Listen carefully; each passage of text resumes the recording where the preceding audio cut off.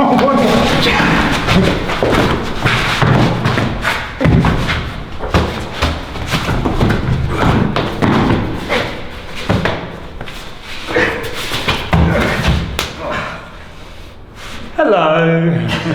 welcome back. Always the usual way that we start videos, but today we're going to look at different ways to spoil punches. So as random as always, we always deal with punches. So how do you spoil punches? Well, there's three ranges you can spoil punches. You can either be out, middle, or in. So easiest way of describing this is the joint system. So if you look here, you've got the wrist, you've got the elbow, you've got the shoulder. So if you look at trying to jam or deal with punches as a series of joint links and measures between your body and their body, that's the easiest way of starting to look at spoiling and jamming and dealing with punches. So if, for example, I mean, maybe we should start with the whole video with why you want to do it. That might help. Because if you think about it, why do you want to spoil punches? Well, if someone's throwing punches at you, one of the things you want to do is to try to get control of the arms.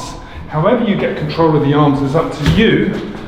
It doesn't really matter, but the point is it's a good idea. Because if you can control the arms, generally you've got a good measure and understanding of what's going on, because obviously the guy can escalate to weapons. If his arms are in the wind, as I always say, and they're flying all over the place, bang, bang, bang, bang, bang, then he can suddenly draw out a weapon and start stabbing me and giving me a hard time. So what I want to do is be able to control and spoil the arms. To control and spoil the arms, I need to be able to get onto them. So getting onto them, and this is the point, how do I do it? Well, it has to be off the punch. But the positions, and this is what I wanted to talk about, the three ranges would be either you're on the wrist, bang, which is the hardest skill to have, but it's also, this is the trade-off. The trade-off is you're a little bit further away. So because you're a little bit further away, you're at the end of the punch. There's a good possibility, but it's not great. So the next one is really to be in the midline, towards the elbows. So if you want to clinch the arms, you want to spoil the arms, and spoiling is defined, as I was saying earlier, is by stopping the guy from hitting you. You need to be on the arms, on the inside, okay, preferably on the inside. But I could go on the outside, boom, to wrap and control. This is going back to the first range, okay? So the first range was on the wrist, if you remember I mentioned that. The second range, okay, would be on the elbow. So 1, 2. That's how you can control the arm. Try to pull the arm out. It's really difficult for you to do. Yeah, it's not happening. Okay, and if you look around, you'll see I'm holding the other arm. So you can start to mix the ranges as well. So you could be on the long range on the wrist, controlling the wrist here, or you could be in the long range here with the mid range here. So you're looking at different ranges of how you're fixing the arms, spoiling the arms, controlling the arms. No, I keep my head down. Why do I keep my head down? Because the guy's going to headbutt me, and if he's close enough, he might even start to bite me. Okay, and biting is not cool. Okay, so I need to keep my head down and keep my weight and my hips off turned.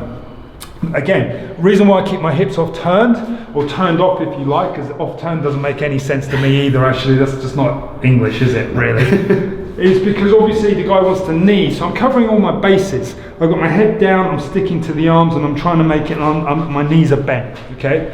The last range of spoiling the arms is clinching. You get in chest to chest. And this is where you might be looking at pummeling in and getting in nice and tight. Just turn you around a little bit so you can see, so I can see you guys a little bit better. So what I'm doing now is I'm combining the ranges. So chest to chest is where I'm actually hooking over the top, hooking over and controlling the back of the arm. And again, I'm hiding my head because the guy wants to headbutt me, and I'm turning my waist a little bit and dropping my weight. Because the thing about getting chest to chest and clinching really close is what happens is the person can start to pull you around more. So when they start to pull you around more, what you need to be able to do is hang on them, make yourself heavy. Because if you stay upright, the guy's just going to pick you up and suplex you onto the pavement and just start punching your face in. Right? That's what he's going to do. So what you want to essentially do is to try to get in, jam the space, but drop your weight at the same time. So you're spoiling the punches.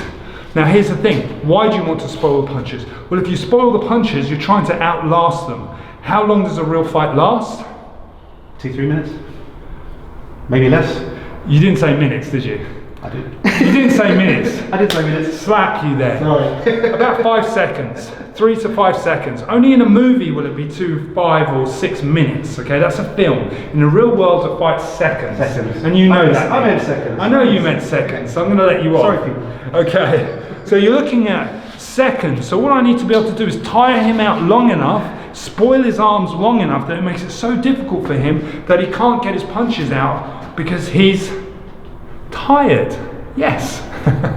He's exhausted. Point is, try to exhaust the guy as much as you can. If you can exhaust him, it's very difficult for him to start waylaying punches and coming at you. So the idea is spoil the arms, and then once he's tired, he's exhausted, he's much more pliable for you to strike, bang, or talk to him nicely.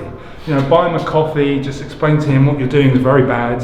It's bad for society. Attacking people randomly is not good, especially in Wood Green. So on that note, thank you for watching. If you like what we do, please subscribe. I should say this at the start of the video because most of you probably aren't watching to the end.